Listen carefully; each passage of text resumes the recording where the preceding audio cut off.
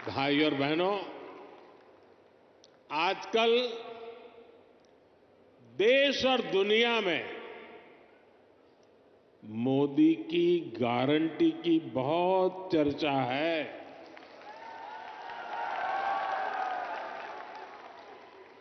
और रेवाड़ी तो मोदी की गारंटी का सबसे पहला गवाह है। यहां पीएम पद के उम्मीदवार के रूप में मैंने देश को कुछ गारंटियां दी थी। देश की इच्छा थी कि दुनिया में भारत की साख बढ़े। ये हमने करके दिखाया। देश की इच्छा थी कि अयोध्या में प्रभु राम का भव्य मंदिर का निर्माण हो। आज पूरा देश भव्य राम मंदिर में विराजे राम लला के दर्शन कर रहा है। और तो और कांग्रेस के लोग, जो लोग हमारे भगवान राम को काल्पनिक बताते थे, जो कभी नहीं चाहते थे कि अयोध्या में प्रभु राम का मंदिर बने, वो भी अब जय सिया राम बोलने लगे हैं। साथियों, कांग्रेस ने दशकों तक जम्मू कश्मीर से आर्टिकल 370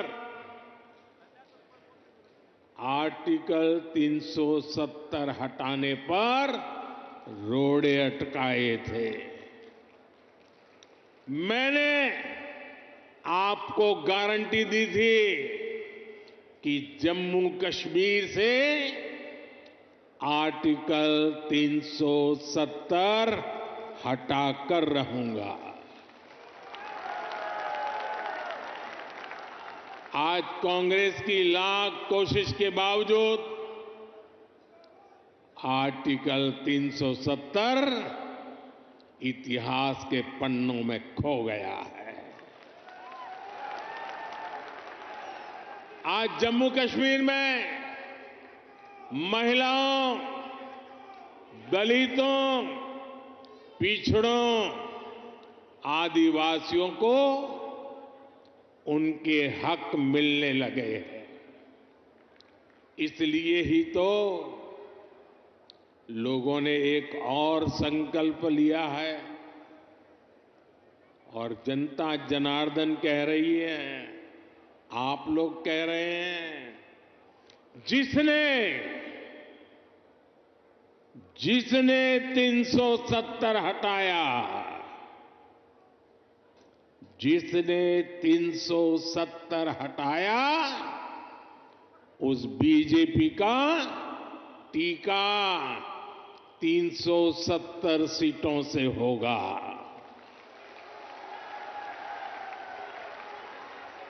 बीजेपी के 370 ही पहुंचाएंगे एनडीए को 400 पार। साथियों, यही रेवाड़ी में मैंने पूर्व सैनिकों को वन रैंक वन पेंशन लागू करने की गारंटी दी थी। कांग्रेस वाले सिर्फ 500 करोड़ रुपए दिखाकर वन रैंक वन पेंशन लागू करने का झूठ बोलते थे। रेवाड़ी की वीर धरा से लिया गया वो संकल्प मैंने आपके आशीर्वाद से पूरा किया। अभी तक ओआरओपी के तहत वन रैंक वन पेंशन के तहत पूर्व सैनिकों को करीब करीब 1,00,000 करोड़ रुपए मिल चुके हैं और इसके बड़े लाभार्थी हरियाणा के भी पूर्व सैनिक रहे हैं। सिर्फ रेवाड़ी के ही सैनिक परिवारों की बात करूं तो उन्हें ओआरओपी से 600 करोड़ रुपए से ज्यादा मिले हैं।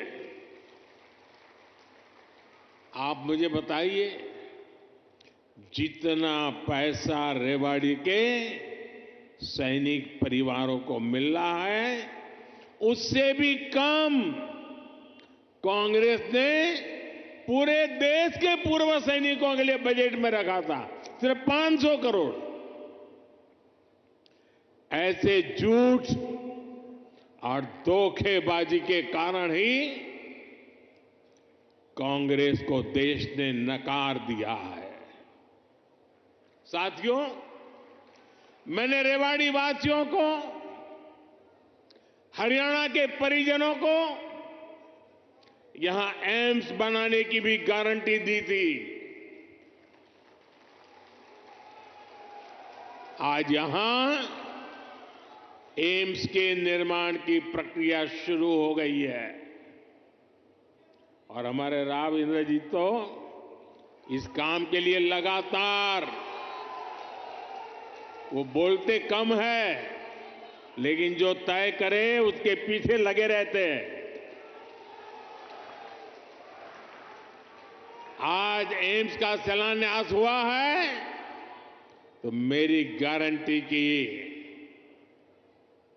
और मैं आपको कहूंगा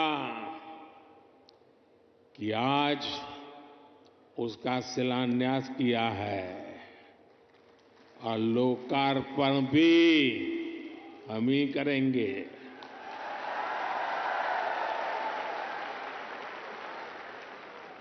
और इससे आपको बेहतर इलाज भी मिलेगा, युवाओं को डॉक्टर बनने का अवसर भी मिलेगा